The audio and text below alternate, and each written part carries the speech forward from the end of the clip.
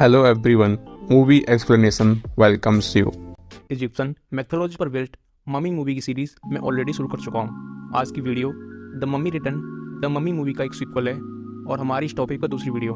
इससे पहले की मूवी द ममी को जरूर देखें, लिंक डिस्क्रिप्शन बॉक्स में। The mummy return the mummy movie के सुपरहिट होने के 2 साल बाद 2001 में आई थी। 5 साल पहले स्कॉर्पियन किंग नामक एक शक्तिमान योद्धा दुनिया को जीतने के इरादे से अपनी महान फौज को लेकर चल पड़ा। 7 सालों तक चले इस भयानक युद्ध में स्कॉर्पियन किंग और उसके योद्धाओं को हार का सामना करना पड़ा और उन्हें अंश नामक की एक पवित्र रेगिस्तान में भेज दिया गया। तेज धूप की मार की वजह से वो सभी एक के बाद एक अपनी जान गंवाते गए, पर स्कॉर्पियन किंग ही अपनी जान बचाने में कामयाब रहा। मौत का सामना करते हुए स्कॉर्पियन किंग ने देवता अनिबुस के साथ एक संबंध किया कि देवता अनिबुस उसकी जान बख्श दें ताकि वो अपने दुश्मनों का खात्मा कर सके और बदले में वो उसकी आत्मा ले लें। देवता अनिबुस ने उसकी प्रार्थना मान ली और उसकी जिंदगी बख्श दी। देवता अनिबुस ने अपनी सेना का मुखिया स्कॉर्पियन किंग को बना दिया और उसकी ताकतवर सेना खून की नदियां बहाने निकल पड़ी और फिर शुरू हुआ मौत का नंगा नाच। और फिर जब काम पूरा हुआ तो अनिबुस ने स्कॉर्पियन किंग को हमेशा के लिए अपनी खिदमत करने को मजबूर कर दिया और उसकी सेना उसी रेत के अंधेरे में वापस लौट गई।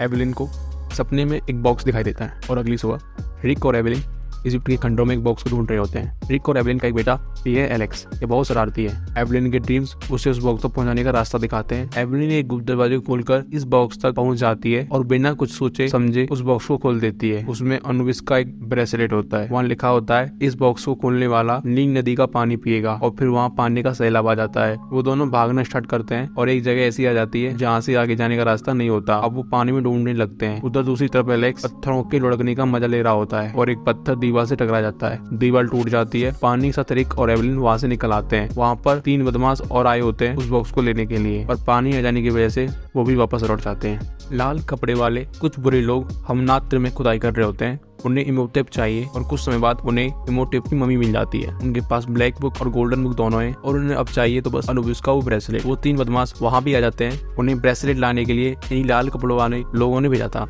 वो बताते हैं कि ब्रेसलेट एवेलिन के पास है और लाल कपड़े वाले लोग एवेलिन के घर की तरफ चल देते हैं। रिक और एवेलिन लंदन में रहते हैं। एवेलिन रिक को बता रही होती है कि ये ब्रेसलेट एक मैप है जिसमें स्कॉर्पियन किंग और उसकी सेना तक पहुंचने का रास्ता है, और अब तक स्कॉर्पियन किंग और उसकी सेना तक पहुंचने का प्रयास नेपोलियन और सिकंदर जैसे महान राजाओं ने भी किया, पर कोई भी वहां तक नहीं पहुंच पाया। इस बीच एलेक्स उस ब्रेसलेट को अपने हाथ में पहन लेता है। उसके पहनते ही उसे नदियां, मंदिर और एक पिरामिड दिखाई देता है जिसके ऊपर एक हीरा चमक रहा है। वो उस ब्रेसलेट को उतारना चाहता है पर वो उसके हाथ से उतरता नहीं है। अब लाल कपड़े वाले वो लोग वहाँ आ जाते हैं। वो जोनाथन को पकड़कर उससे ब्रेसलेट के बारे में पूछते हैं। वहाँ अंक सुनामन की तरफ दिखने वाली एक लेडी भी होती है। रिक आकर उसे बचाता है। वो लोग रिक और जोनाथन पर बंदूक से फायर कर देते हैं। वहीं दूसरी तरफ एवेलिन और एलेक्स भी गिरे हुए हैं। तभी वहाँ आर्दत भी आ जाता है और वो सब आपस में लड़ते हैं। लाल कपड़े वाले लोग एवेलिन और उस बॉक्स को उठाकर अपने साथ ले जाते हैं और रिक बस चिल्लाता रह जाता है। आर्दत रिक को बताता है कि एवेलिन को ये आदमी उठाकर ले गया है। वो इमोटेप को दोबारा से जिंदा करना चाहता है। एलेक्स बताता है कि वो ब्रेसलेट उसके पास है और उसने गीजा का पिरामिड और अंश का रेगिस्तान देखा। आर्दत कहता है कि तुमने इसे पहनकर एक ऐसे कालक्रम की शुरुआत कर दी है जिसके 7 दिन बाद स्कॉर्पियन किंग जिंदा हो जाएगा, और इमोटेप उस स्कॉर्पियन किंग को मारकर उसकी सेना को पाताल में भेजकर इस दुनिया पर राज करना चाहता है। अब वो सब एवेलिन को ढूंढते हुए एक म्यूजियम में पहुंच जाते हैं जहाँ इमोटेप को जिंदा किया जा रहा होता है। एवेलिन को बंदी बनाया हुआ है। रिक एवेलिन को वहां से छुड़ाता है और इमोटेप 4 ममी योद्धाओं को उनसे लड़ने के लिए जिंदा कर देता है। रिक, एवेलिन और आर्दत वहां से भाग जाते हैं। जोनाथन उनके लिए एक डबल डेकर बस लाता है। वो ममी योद्धा उनका पीछा करती हैं। रिक और आर्दत उन्हें एक एक करके खत्म कर देते हैं। अब बस की पेट्रोल खत्म हो जाती है और मम्मी भी उनका पीछा नहीं कर रही होती, तो वो सभी चिल हो जाते हैं और इस बीच वो लाल कपड़े वाले लोग मौका पाकर एलेक्स उठा ले जाते हैं। रिक उनके पीछे भागता है पर वो उसे पकड़ नहीं पाता। एवेलिन और रिक रोने लगते हैं। रिक बताता है कि एलेक्स ने ब्रेसलेट पहना हुआ था और हमें पता है कि वो लोग कहाँ जा रहे हैं, वहाँ उनसे पहले पहुँचना होगा।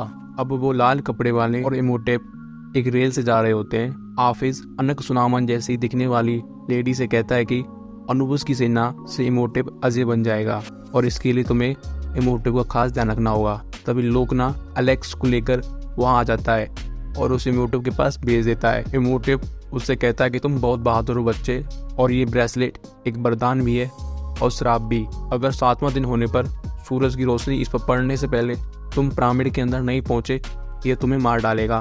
अब वहाँ वो 3 बदमाश एक बॉक्स को लेकर आ जाते हैं जिसके अंदर वो सोने की मर्तबान और ब्लैक बुक थी। अनकुसुमामन उन्हें एक बंद कमरे में ले जाती है और उस बॉक्स को खोलने के लिए कहती है। उनमें से एक उस बॉक्स को खोल देता है और इमोटेब उन तीनों को मारकर उनका खून पी जाता है और उसे उसका शरीर मिल जाता है और अब वो अपने इंसानी शरीर में है। वहीं रिक एक आदमी को जानता है जो उनकी हेल्प कर सकता है। ये रिक का एक पुराना दोस्त है, इसका नाम इजी है और ये रिक से गुस्सा है क्योंकि रिक की वजह से इसे गोली लगी थी। रिक इजी को अपनी हेल्प करने के लिए मना लेता है और उसके बदले उसको वो एक एंटीक छड़ी दे देगा। अगर अनुबुस की सेना जाग गई तो उससे लड़ने के लिए आरत अपनी सेना भी तैयार कर देता है। अब वो सभी लोग इजी के उड़न खटोले से एलेक्स को ढूंढने के लिए निकल जाते हैं। एवलिन को एक सपना आता है कि किंग फेरो का दरबार लगा हुआ है और वो और अनकुसुमामन तलवारबाजी कर रहे हैं और एवलिन हार जाती है। साथ ही उसे ये भी दिखाई देता है कि किंग फेरो को अनकुसुमामन और इमोटेब ने क्यों मारा और उधर दूसरी तरफ इमोटेब अनकुसुमामन को जिंदा कर लेता है। वहीं एलेक्स अब उनके लिए सुराग छोड़ता जाता है। अब एवलिन और रिक उस उड़न खटोले को लेकर नील नदी के ऊपर उड़ रहे होते हैं। इमोटेब को पता चलने पर वो पानी की एक बहुत बड़ी लहर उठा देता है और वो लहर उस उड़न खटोले का पीछा करने लग जाती है और अंत में उस उड़न खटोले को गिरा देती है। वो सभी लोग एक जंगल में जाकर गिरते हैं। उनका उड़न खटोला खराब हो गया है और अब वो उड़ नहीं सकते। इजी उसको सही करने के लिए वही रुक जाता है, बाकी सभी लोग आगे बढ़ जाते हैं। अब इमोटेब और उसके लोग स्कॉर्पियन किंग के पिरामिड के नजदीक हैं तो लोकना पूछता है कि क्या उस बच्चे को मार दूं और इमोटेब इसकी इजाजत दे देता है। वो उसको मारने वाला होता है तभी रिक एलेक्स को लोकना से बचा लेता है और वहाँ छोटे से मम्मी आ जाते हैं। वो उनके पीछे पड़ जाते हैं। रिक उन मम्मी के ऊपर एक ग्रेनेड फेंककर अपना पीछा छुड़ा लेता है। अब एलेक्स रिक को बताता है कि सूरज की रोशनी आने से पहले मुझे पिरामिड के अंदर जाना होगा, नहीं तो ये ब्रेसलेट मुझे मार देगा। तो रिक एलेक्स को लेकर वहाँ से पिरामिड की तरफ भागता है और सूरज भी निकल आता है, पर सूरज की रोशनी उस ब्रेसलेट पर पड़ने से पहले रिक एलेक्स को पिरामिड के अंदर पहुंचा देता है और उसका ब्रेसलेट खुल जाता है। उनके पीछे एवलिन और जोनाथन भी इस पिरामिड के पास आ जाते हैं। अभी अनकुसुमामन पीछे से आकर एवलिन के पेट में छुरा घोंप देती है और एवलिन की मौत हो जाती है।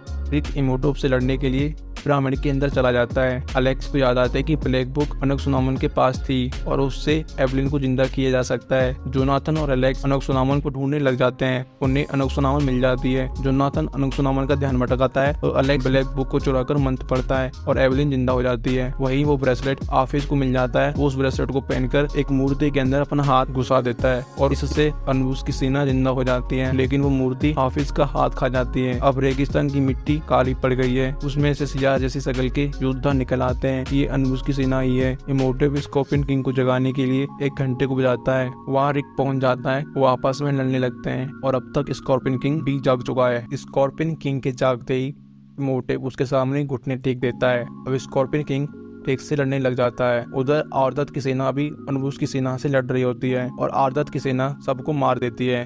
वो लोग खुश होते हैं, तभी उन्हें अनुबुस की एक विशाल सेना उनकी तरफ आती हुई दिखाई देती है। वो समझ जाते हैं हम और ज्यादा देर तक नहीं टिकने वाले, पर वो फिर भी लड़ने के लिए तैयार हो जाते हैं। अब रिक को एक चित्र दिखाई देता है जिसमें एक भाला जो कि जोनाथन के पास है, स्कॉर्पियन किंग के सीने में घुसा हुआ है। वो जोनाथन से उस भाले को मांगता है। जोनाथन उसे रिक की तरफ फेंक देता है, पर बीच में इमोटेब उसे पकड़कर स्कॉर्पियन किंग के सीने की तरफ फेंक देता है। अब रिक उसे पकड़कर स्कॉर्पियन किंग के सीने में घुसा देता है और अनुबुस की सेना आरदत और उसकी सेना की चटनी बनाने से पहले गायब हो जाती है और अब स्कॉर्पियन किंग भी मर जाता है। लेकिन इमोटेब और रिक एक दरार में गिर जाते हैं जिसके नीचे बहता हुआ लावा है और वहाँ एवलिन और अनकुसुमामन भी आ जाती हैं। लेकिन अब पिरामिड सिकुड़ने लगता है और वहाँ पत्थर गिरने लगते हैं। एवलिन रिक का हाथ पकड़कर उसे खींचती है और रिक ऊपर आ जाता है। इमोटेब भी अनकुसुमामन को आवाज देता है, मगर अनकुसुमामन वहाँ से भाग जाती है। ये सब देखकर इमोटेब खुद को नीचे गिरा देता है। अब वो सब पिरामिड के बाहर निकल आते हैं। आसपास की जमीन पिरामिड के अंदर धंसने लगती है। तभी वहाँ इजी अपना उड़न खटोला लेके आ जाता है। वो सभी उसके अंदर आ जाते हैं और जोनाथन उस पिरामिड पर लगा हुआ हीरा ले लेता है। अब सब कुछ ठीक है। वो आदत को बाय बोलते हैं और मूवी यही खत्म हो जाती है। ऐसे ही मूवी रिव्यू के लिए चैनल को सब्सक्राइब कीजिए और वीडियो को लाइक